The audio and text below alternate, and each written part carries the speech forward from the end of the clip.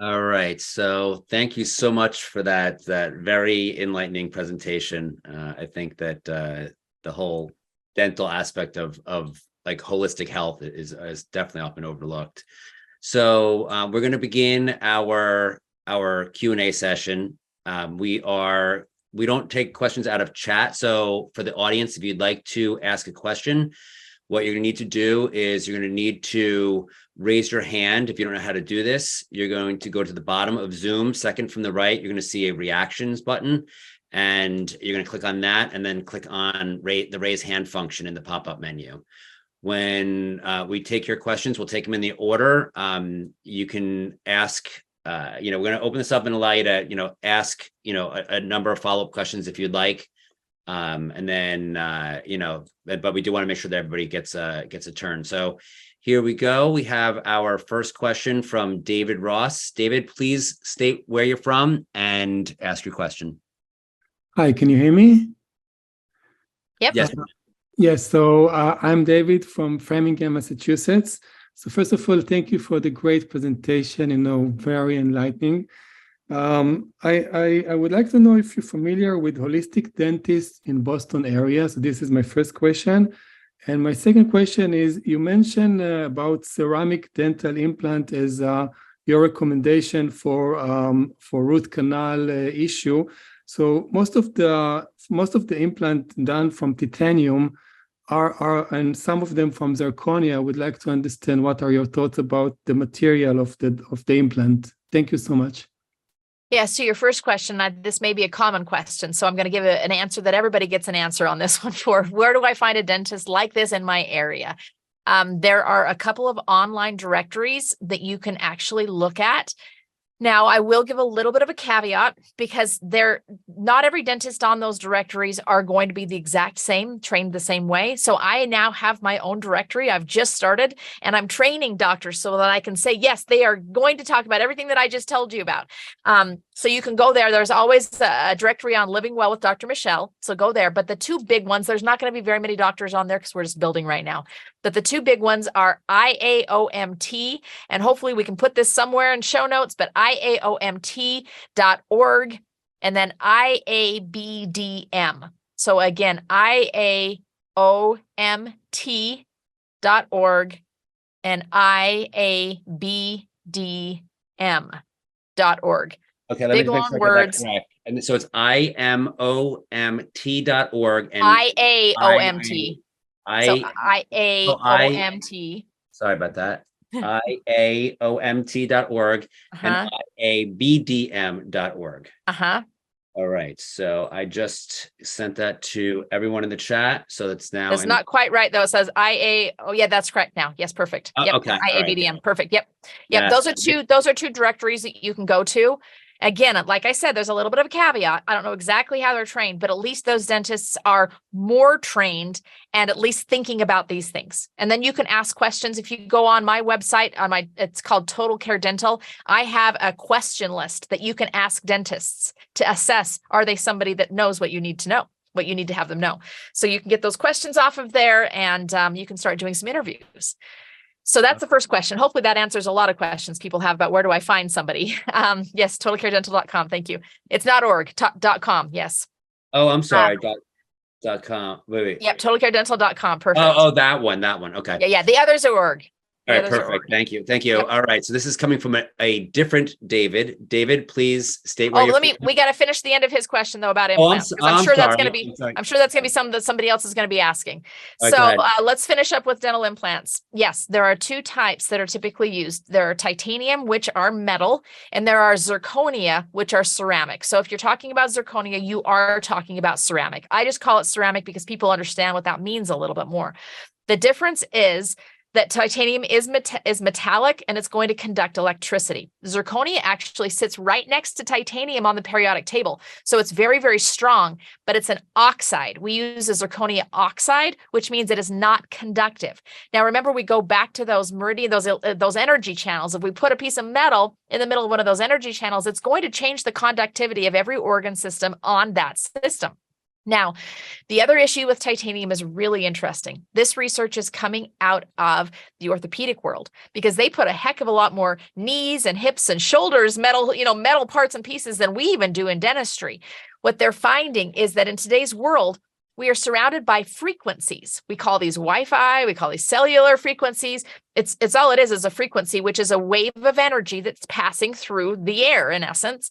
That wave, when it heats metal, it heats up the metal. This is just like a microwave. This is why you can't put a metal pan in a microwave. It heats up the metal, the particles, and heats it up. It also is heating up dental implants, knee implants, hip implants that are metallic. And if it heats it enough, it's typically showing that all of these wavelengths are heating the titanium 4 to 5 degrees, which is enough in some instances to literally melt the bone around these implants. So that's one of my biggest concerns is in the long term, we don't know what's coming in our world from a frequency standpoint. Are we going to be losing dental implants because the bone is melting away because of the heat? So it's just kind of a scientific thing. It's not even a, what's your belief system? It's just a reality. So I don't recommend titanium implants for that reason. They actually have been in the world a long time. Ceramic implants have been also for about 15 years in service, and they are working very well. They are beautiful because they're not black, they're white. They look great. And the gums and the bone love them. So they're a very, very good replacement for a tooth. And just real quickly, so your recommendation based on your presentation, just correct me if I'm wrong, is that if you have had a root canal, you should have that whole tooth removed and you should just go with a dental implant and it should be ceramic based on what you're just saying? Yes, yes. You can choose not to have the tooth removed. That's always a choice too. It's a very back tooth. You don't have to replace the tooth. But if you're going to replace it, I recommend the ceramic dental implant. Okay, so you have it removed and then just don't replace it if you don't need to. Yeah, that's an option as well. All right, perfect. All right, our next question is coming from David T. David, please state where you're from and ask your question. Yes, my name is David. I'm from the Washington, D.C. area. Thank you so much. I appreciate your presentation. Unfortunately, I didn't get a chance to see the first part, but nonetheless, I was wondering if you were young and you had your wisdom teeth removed, in my case, in my mid-30s, and you have potential cavitation. How do you address that? I assume you should do the cone beam and first figure out what's what, but then what do you do if there is an issue? And then secondly, as I recall, when I took your online class for remineralization, I just want to make sure you recommend horsetail. So I just want to verify that for remineralization, or if there's something else you also recommend. Thank you. Good questions. All right. So yes, if there is a bony cavitation, if there's an area that the tooth did not heal properly, it does need to be diagnosed through a cone beam CT scan. That is the correct first step. And a dentist that knows how to read that. That's not always a given. So make sure that somebody knows what they're looking at when they're looking at the cone beam CT scan. And then the second step is we actually go in and clean those out. I just had this done on myself about a year ago. So we access that area. We go and we find this just cesspool of bugs living in there, this hole in the jawbone. So we clean that out very, very thoroughly. We disinfect it with ozone, and then we fill it up with stem cells. And these stem cells, they're called PRF, and it's actually taken from you. We do a small blood draw from you. We treat that in a special way, and we take out the stem cells, the growth factors, the fibrin, and that's what we put in these areas so that it stimulates your body to heal. Finally, this time around, we get rid of all the bugs, and then we put something in there that's a scaffolding for the bone to grow to. So that is the way that it's treated. And there is a surgical procedure to do that. Second question on remineralization. I love horsetail. So for those that don't know, horsetail is an herb and it has a high level of silica in it. Well, silica is also a component in the enamel, the crystals in the enamel. So horsetail is a very natural way to treat remineralization. I love it. But I've since added hydroxyapatite to my regimen as well, because hydroxyapatite can be applied directly to the teeth in the form of a tooth powder. So silica is great for internal usage. It's going to come through the tooth. It's going to help remineralize from the inside out, but hydroxyapatite in a tooth powder is going to be used from the outside in, and you're going to be able to put that right exactly where you want it. And the two combined are great for remineralization. Thank you very much for that. Now, you mentioned the cone beam. I believe I'm saying that right. Cone beam CT scan. How prevalent is that? How do we find dentists that use that to make sure that we get the proper diagnoses of these issues? So it's going to be not very prevalent in general dentists, just across the board. Anybody that's holistic or biologic based is going to always have one. An oral surgeon will always have one. So a lot of times we are sending people in their local area to an oral surgeon's office to get that CT scan. Couple of things you want to watch for, though. You need one that's going to show a large, what we call volume, which means we want to see all the way back, where those wisdom teeth are. I love to see even the airway. I want to see your whole head. It's machine dependent. So it may be that the machine that they're using just shows this because they're looking at it for dental implant placement. So they just need to see the jaw bones. So you need to ask, do they do a full volume or a full head CT scan? Is that, can their machine actually do that? So you call and you say, do you have a cone beam CT machine? And can it take a full head scan? That's what you want to have. And then there are dentists like myself, I do this as well, that will do cone beam readings. I do it virtually where we'll read the cone beam CT scan and then I give a virtual report to people based on what I'm finding, because that's probably the most uncommon is a dentist that actually knows what they're looking for on them. And a lot of people are a little apprehensive of like X-rays and any sort of like radiation to the head or to the body for that matter.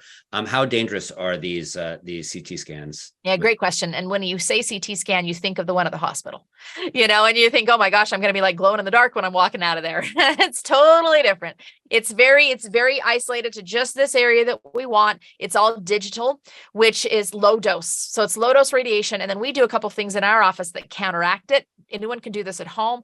So we add vitamin E in the form of what's called tocotrienol. If you take that right after any sort of radiation, it will help mitigate the effect of the radiation on the body. Basically, it's an antioxidant, and it's going to change the way the radiation interacts with you. So take tocotrienols. You can just get that online anywhere. It's vitamin E.